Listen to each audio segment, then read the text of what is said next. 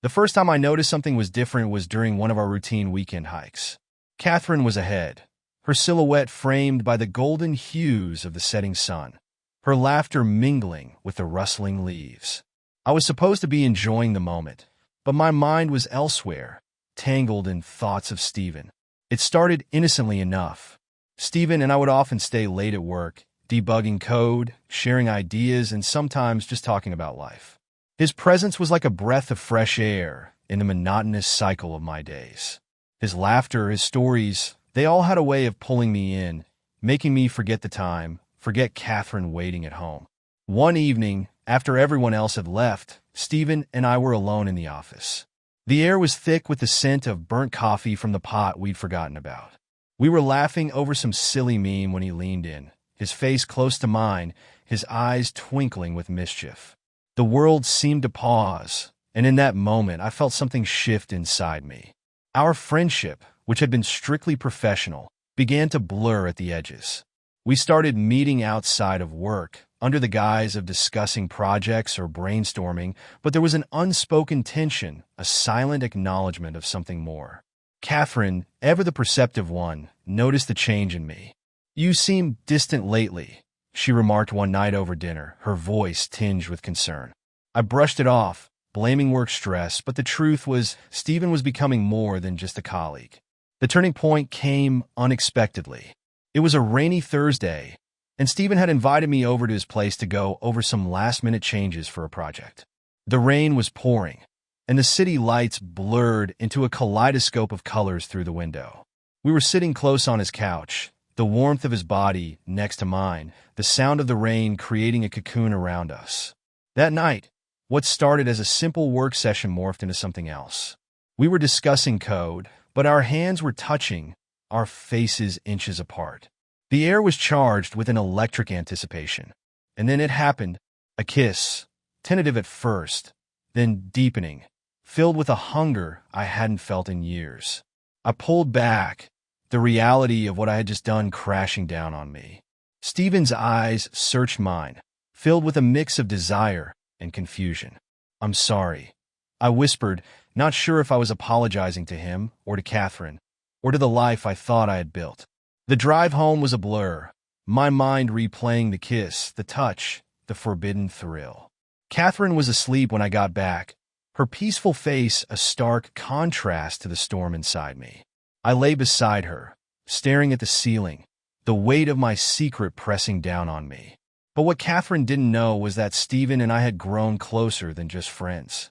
The company retreat was supposed to be a time for relaxation and team building, but for me, it turned into something far more complicated. Catherine couldn't join due to a school event, so I found myself alone at the retreat, surrounded by colleagues, but my thoughts were consumed by Stephen. The lodge was nestled in the mountains, the air crisp with the scent of pine and the promise of new beginnings. Stephen and I shared a cabin, and as the night deepened, so did our conversations.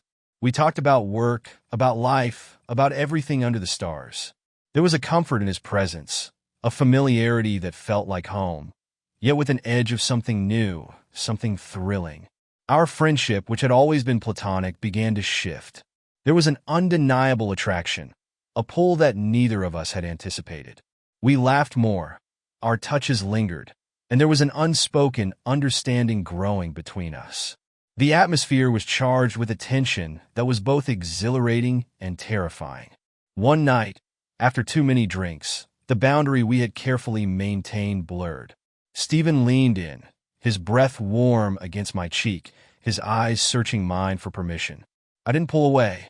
The kiss was tentative at first, a gentle exploration, but it quickly deepened, filled with a hunger that mirrored the storm of emotions inside me. The world around us seemed to fade, the only sound the crackling of the fire in the cabin's hearth. His hands found their way under my shirt, the touch sending shivers down my spine. We were lost in each other, the line between right and wrong becoming indistinct in the haze of desire. But as the kiss broke, reality came crashing back. The implications of what we were doing, the betrayal, the potential fallout, it all hit me like a cold wave. I stepped back, my heart racing, not just from the physical closeness, but from the realization of what I had just allowed to happen. "I'm sorry," I murmured, the words feeling inadequate for the complexity of my emotions. Stephen's expression was a mix of confusion and longing, mirroring my own internal turmoil. The rest of the night was spent in silence, each of us lost in our thoughts, the weight of our actions heavy in the air. I lay in my bed, staring at the ceiling, the sound of Stephen's breathing a constant reminder of what had transpired. The next morning, the retreat continued as if nothing had changed, but everything had. The team-building exercises, the laughter, it all felt hollow, a stark contrast to the intensity of the night before. Stephen and I avoided each other's gaze, the unspoken tension now a palpable barrier between us. As the retreat ended and we packed to leave, I knew I was taking more than just memories back with me. I was carrying a secret, a moment of passion that could unravel everything I had built with Catherine. The drive back was long, and with each mile, the reality of what I had to face grew more daunting. Catherine was waiting at home, her smile as warm as ever. The next morning, the reality of what had happened hit me like a ton of bricks. Stephen and I had crossed a line, and the guilt was overwhelming. I returned home to Catherine, who greeted me with her usual warmth, unaware of the storm brewing inside me. I tried to push the incident away, to bury it under the routine of our life, but it festered. Each morning, I would wake up next to Catherine, her gentle breathing a stark contrast to the turmoil within me. I'd watch her sleep, her face peaceful, and feel a pang of guilt so sharp it was almost physical. The routine of our life continued, but every moment was now tinged with the shadow of my betrayal. Stephen and I continued to work together, our interactions now tinged with awkwardness and a silent agreement to never speak of that night. However, the more I tried to forget, the more I found myself drawn to him. It wasn't just physical. There was an emotional connection, a sense of understanding that I hadn't felt with Catherine in years. At work, we'd sit side by side, coding, discussing project deadlines, but beneath the surface, there was this electric charge, a tension that neither of us could ignore. Our eyes would meet, and there was an unspoken acknowledgement of what we shared, a secret that bound us together in a way that was both thrilling and terrifying. One evening, Catherine was out late at a parent-teacher conference, and I found myself alone with Stephen at a work event. The night was crisp, the air filled with the scent of autumn leaves, and the event was winding down. People were leaving, but Stephen and I lingered, our conversation drifting from work to personal matters, our laughter echoing in the now empty hall. We ended up back at his apartment, the decision made in a haze of desire and the need to feel something real, something raw.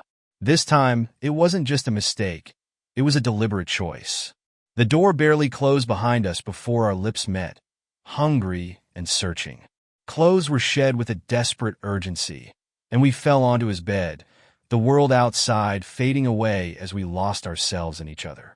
The physical connection was intense, a release from the guilt and confusion that had been building.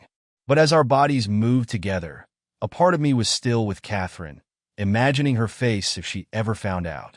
The pleasure was there, undeniable, but so was the pain of knowing I was betraying her trust again. Afterwards, we lay there, the silence heavy with the weight of our actions. Stephen's fingers traced patterns on my skin, and I felt a mix of comfort and dread. "We shouldn't have done this," I whispered, the words feeling hollow even as I said them. Stephen turned to look at me, his eyes searching mine. "I know," he said, his voice soft, "but I can't help how I feel." The night stretched on, and we talked about everything and nothing, trying to find some semblance of normalcy in the aftermath. But as the first light of dawn crept through the curtains, reality set in. I had to go home, back to Catherine, back to the life I was slowly tearing apart. I dressed in silence, the weight of my choices heavy on my shoulders. Stephen watched me, his expression unreadable. "I'll see you at work," he said, a statement that felt like a promise and a threat all at once. Driving home, the streets were quiet, the city still asleep. My mind replayed the night, the touch, the forbidden thrill, but now mixed with a growing dread. I parked in the driveway, my heart pounding as I walked up to the front door. But what I didn't know was that Catherine had come home early that night. The days following were a blur.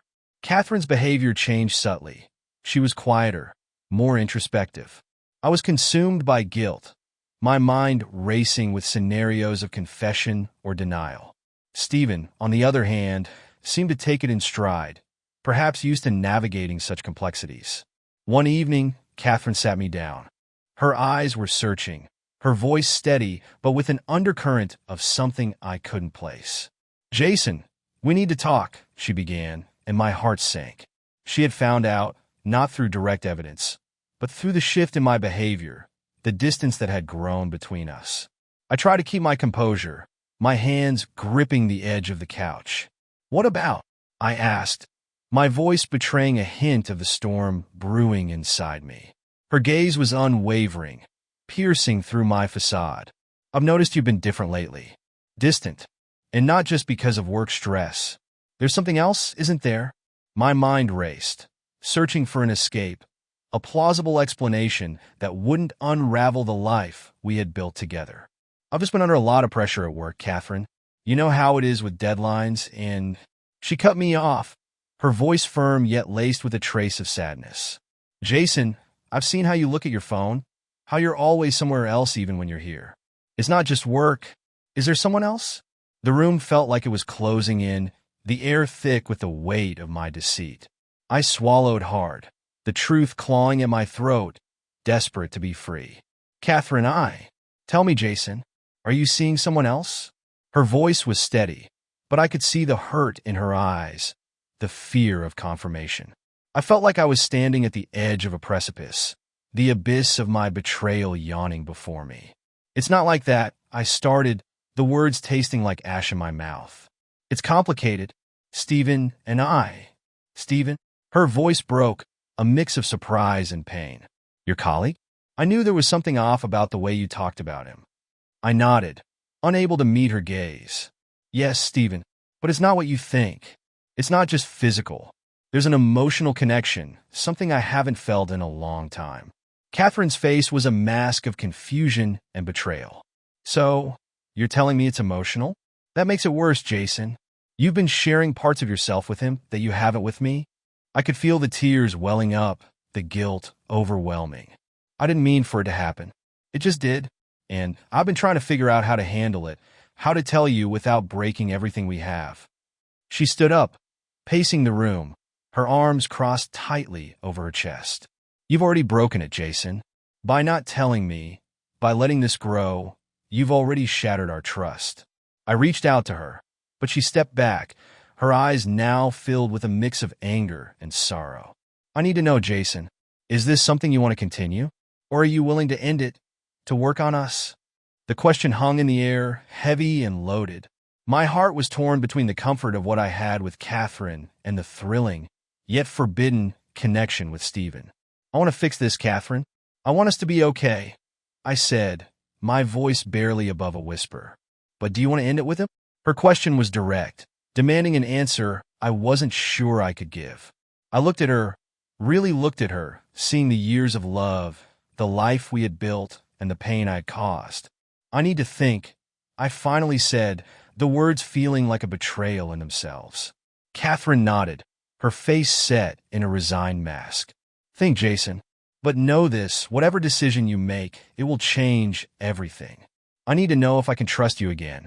She left the room, and I was left alone with the echo of her words. The truth spilled out in a torrent of confessions. I told Catherine everything, from the retreat to the nights with Stephen. Her face went through a gamut of emotions: shock, hurt, betrayal, and finally, a cold resignation. The silence that followed was deafening. Catherine stood up, her movements mechanical, and walked to our bedroom. I followed, pleading for forgiveness, for understanding, but she was unreachable. That night, Catherine moved to the guest room, and I knew our life together was irrevocably altered. The next morning, she left for her sister's, needing space to think. I was left in our home, surrounded by the echoes of our past life, now tainted with my betrayal. The days stretched into weeks. each one a reminder of the void Catherine's absence had created. I tried calling, leaving messages, but they were met with silence. My work suffered, my thoughts constantly drifting to Catherine, to Stephen, to the mess I had made. Stephen and I barely spoke, the tension at work palpable. He seemed to understand the gravity of what had happened, perhaps even regretting his part in it, but we were both caught in the aftermath of our choices. I spent my evenings alone, the house feeling too big, too empty. I replayed our life together, the laughter, the shared dreams, now overshadowed by my deceit. The guilt was a constant companion, gnawing at me, making sleep elusive. One evening, after another sleepless night, I decided I couldn't bear the silence any longer. I drove to Catherine's sister's house, my heart pounding with the fear of rejection. The door opened, and there she was, her eyes red from crying, her face a mask of pain and confusion. "Catherine, please, can we talk?" My voice was a plea, raw with emotion. She hesitated, then stepped aside to let me in. We sat in the living room, the air thick with unspoken words. "I've been thinking, Jason," she started, her voice steady but fragile. "About us, about what you've done. I'm hurt, deeply hurt. But I also remember the love we shared, the life we built." I nodded, my throat tight. "I know I've betrayed your trust, Catherine. I'm here to ask for a chance to make things right, to rebuild what I've broken." Her gaze was intense, searching. "I need to know, Jason, have you ended it with Stephen? Can you promise me that it's over?" I took a deep breath, the weight of my decision pressing down on me. "Yes, Catherine, it's over. I've told him it can't continue. I want to focus on us, on repairing what I've damaged." She looked at me, really looked, as if trying to see through to my soul. "I need time, Jason. Time to heal, to think. But I also need to see that you're committed to us, to our future." "I am," I said, my voice firm. "I'll do whatever it takes. Therapy, counseling, anything to prove to you that I'm serious about us." Catherine nodded slowly, her expression softening slightly. "We'll start with that then. But know this, Jason, trust is fragile. It won't be easy, and it won't be quick." "I understand," I replied, feeling a flicker of hope amidst the wreckage of our relationship. The drive back was different this time. There was a sense of purpose, a direction, albeit a painful one. I knew the road ahead would be long, fraught with challenges, but for the first time in weeks, I felt like there was a path forward, a chance to reclaim what we had lost. Cliffhanger asterisk, but the story doesn't end here. It was just the beginning of a new chapter. Weeks turned into months, and the weight of our separation hung heavy in the air. Catherine and I, we started therapy, both individually and as a couple. Each session was like peeling back layers of an onion, revealing the pain, the tears, and the occasional flicker of hope beneath. It was grueling, a journey through the darkest parts of ourselves, but necessary. Stephen, he had moved on, taking a new job, which in some ways was a relief, but the damage he and I had wrought was indelible. Catherine, she decided she needed time away from me to find herself again. We agreed on a separation, not a divorce, but a space to heal.